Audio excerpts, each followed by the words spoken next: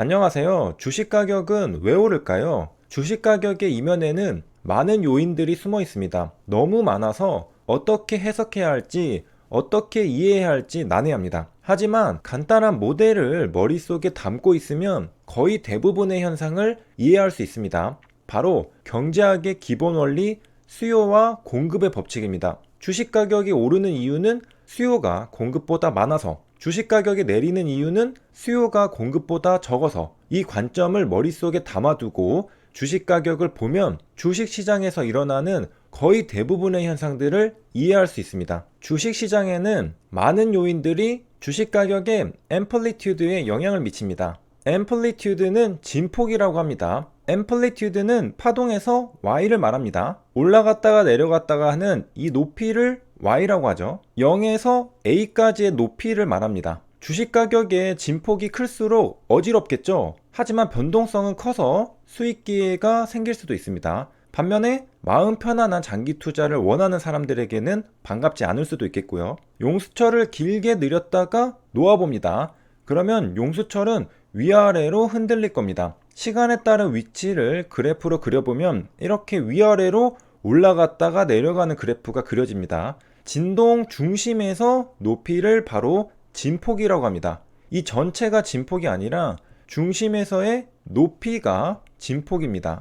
호수에 돌을 던지면 물결파가 생깁니다. 물이 위아래로 흔들리죠. 돌이라는 어떤 자극이 주어지니까 물이 반응한 겁니다. 똑같이 HLB도 나노코박스 MOU가 발생하니까 주식 가격 파동이 생겼습니다. 호수에 돌이 던져지면 파동이 생기고 주식에 호재가 던져지면 파동이 생깁니다. 진폭, 앰플리튜드가 생긴다는 뜻이죠. 그리고 호수에 돌을 던졌는데 영원히 파동이 이어지지는 않습니다. 어느 정도 시간이 지나면 파동은 잠잠해져서 원래의 평온한 상태로 돌아갑니다. HLB도 마찬가지입니다. 임상 성공 발표가 던져지니까 주가에 파동이 생겼습니다. 위아래 진폭이 있죠. 하지만 시간이 지나니까 진폭이 줄어들면서 파동이 잠잠해지는 걸 볼 수 있습니다.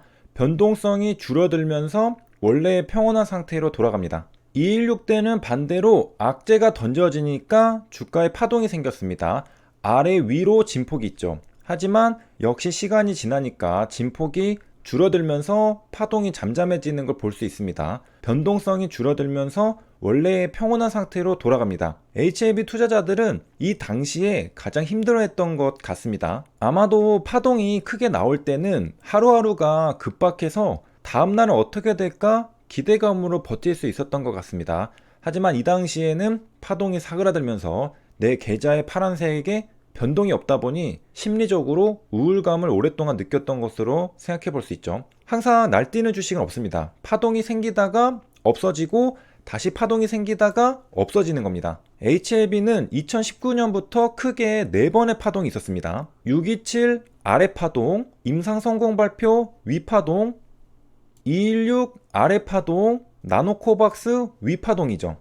이 파동 속에 큰 수익을 보신 분도 있고 반대로 큰 손실을 보신 분도 있을 겁니다. 파도를 잘 타시는 분이 부러운 순간이죠. 이렇게 주가의 파동을 일으키는 요인은 무엇일까? 우리의 궁금증은 여기에서 시작됩니다. 이렇게 주가의 파동을 일으키는 요인을 알아내고 만약 이 요인을 예측할 수 있다면 큰 돈을 벌 수 있다는 뜻이기 때문이죠. 예측을 하기 위해서는 먼저 어떤 요인이 주가의 파동을 일으키는지부터 이해해야 합니다. 알아야 예측을 하죠. 그런데 그러한 요인이 너무나 많습니다. 저자는 그냥 매니도 아니고 too many라고 표현했습니다. 너무 많다는 겁니다. 그래서 제가 요인들을 하나하나 살펴보고 하나의 원리로 표현할 수 없을까 생각해 봤습니다. 그리고 생각한 결과 이건 수요와 공급의 법칙이라는 결론이 나왔습니다. 마치 우리 행동의 모든 걸 진화론적인 관점에서 설명하면 웬만한 거 전부 설명할 수 있듯이 주가의 파동도 수요와 공급의 법칙 관점에서 설명하면 웬만한 건 전부 설명할 수 있습니다. 자사주 매입은 주식 공급을 줄이는 것이고요. 최대주주 지분율이 높다는 건 유통 주식 공급이 작다는 의미고요. 신약 개발 사업 추진은 투자자들의 수요를 높이는 것이고요. 배당금 지급은 투자자들의 수요를 높이는 것입니다. 그 외에 주가를 움직이는 어떤 요소를 갖다 놓아도 수요와 공급의 법칙 안에서 해석해낼 수 있습니다. 마법의 원리죠. 주가를 움직이는 두 가지 축은 공급과 수요입니다. 그렇다면 공급 예측과 수요 예측 중 무엇이 더 어려울까요? 저는 수요가 더 어렵다고 생각합니다. 왜? 10길 물속은 알아도 한 길 사람 속은 모른다. 사람의 마음은 정말 알기 힘듭니다. 투자자의 마음은 investor sentiment라고 합니다.